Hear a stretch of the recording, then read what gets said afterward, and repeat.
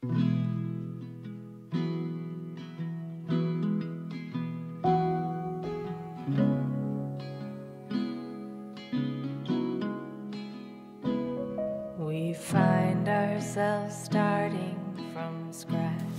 que je vais faire de ça? Eh ouais, bonne idée.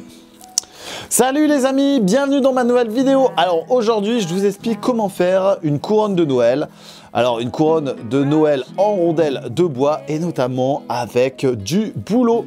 Je t'explique tout ça dans ma vidéo. Tu vas pouvoir ensuite faire un petit cœur, partager la vidéo et t'abonner à la chaîne The Prof d'Ortie. Tu vas voir, là en ce moment, il y a plein de trucs sympas. Alors c'est parti, à toi de jouer.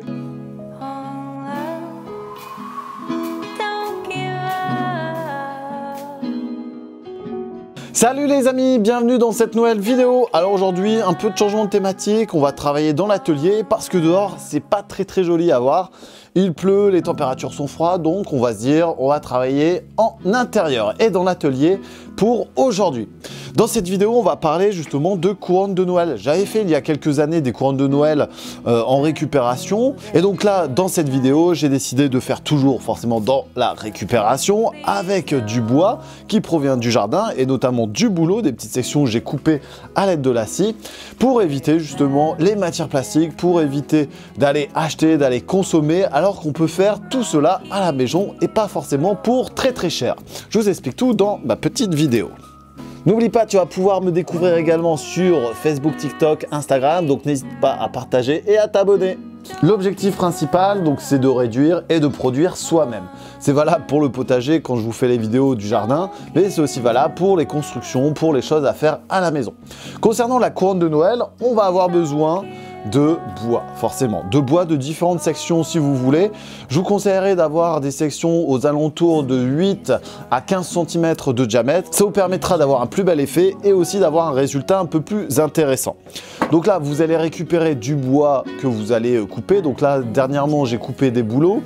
Ça ici, c'est des branches que j'avais coupées il y a 2-3 ans que j'ai fait sécher. Et donc, en les laissant sécher, ça évitera par la suite que le bois ne se forme.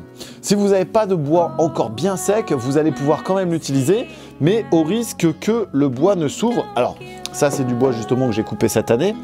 Ça, c'était un ancien hou que j'ai coupé il y a quelques années et je les avais fait trop fines dès le départ. Donc, c'est pour ça que je les ai séchés sur pied. Et ensuite, voilà, pour éviter ces petits craquements là, vous allez le laisser sécher 1 année à 2 ans pour pouvoir couper et ne plus avoir ce problème sur vos rondins de bois. On a besoin d'une scie sur table qui permettra de faire les découpes. Donc ça, généralement, on va s'en servir tout de suite au départ. On va faire une grande série si vous avez plusieurs couronnes à faire. Donc là, ici, c'est ce qui est le cas pour mon cas parce que je vais m'en servir avec mes élèves pour faire des différentes couronnes. Ensuite, on va avoir besoin d'un pistolet à air comprimé ou alors d'une cloueuse qui va favoriser le maintien entre tous mes rondelles. Ensuite, je l'avais caché, je ne sais plus où. On va avoir besoin d'accroche qui permettra de mettre votre guirlande ou votre couronne sur votre porte, d'un petit marteau, d'une petite cisaille et enfin, forcément, un peu de temps pour pouvoir la réaliser. Allez, c'est parti, on attaque.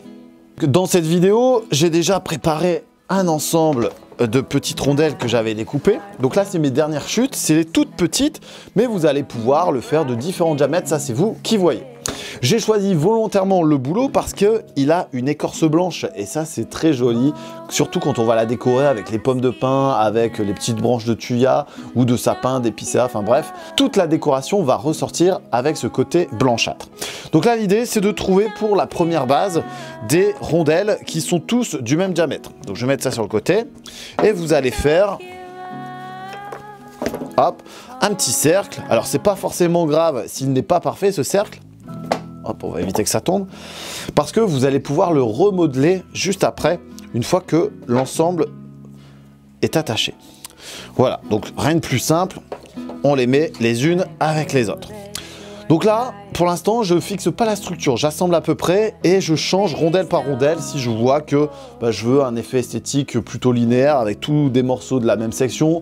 Ou alors, si je m'en fiche, je fais un mélange. Donc là, ici, pour simplifier, je vais essayer de trouver la même section. Ça devrait faire l'affaire. Voilà. Ensuite, j'attaque la deuxième rangée. Et la deuxième rangée, je viens mettre mes rondins, forcément.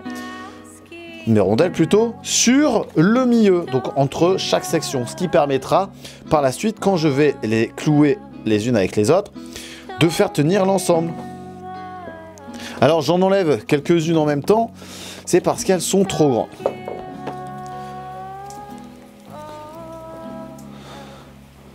Voilà, on joue avec le diamètre. Donc je préfère quand c'est un peu plus grand quand même, j'avoue. C'est beaucoup plus simple. Mais bon, ça fera le boulot. Voilà. Donc là ici, le job est fait pour la seconde.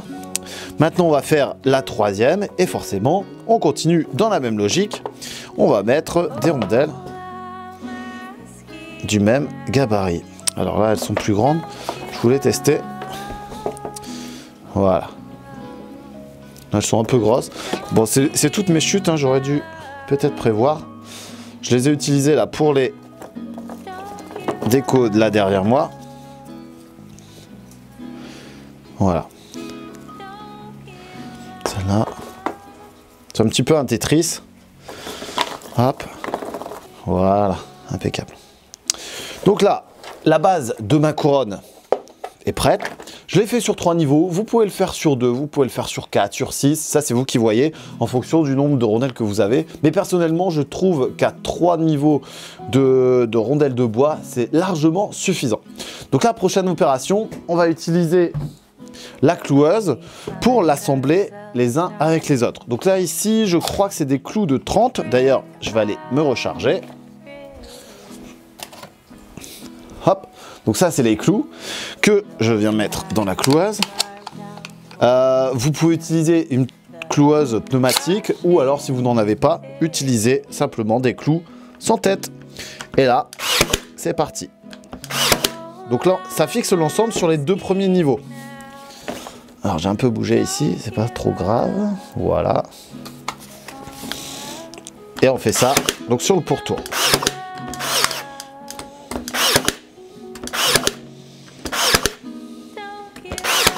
Hop, on remet la dernière qui est tombée. Voilà. Donc là, on a les 2 premières lignes, peut-être même la 3e qui est amorcée. Et là, on va retourner le tout.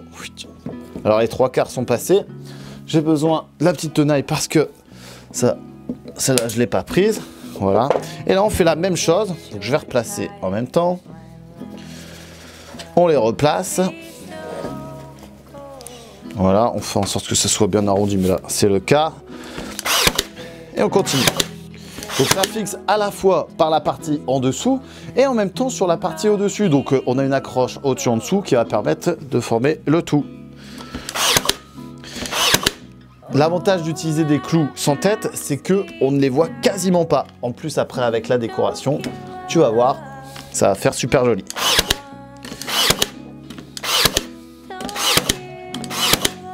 Opération effectuée. Donc j'ai ma couronne qui est faite. J'ai un petit défaut là. Ah non, je pourrais le corriger. Oui. Voilà, je me suis trompé. Je ne l'ai pas fixé ici. Donc on va corriger ça tout de suite. Impeccable.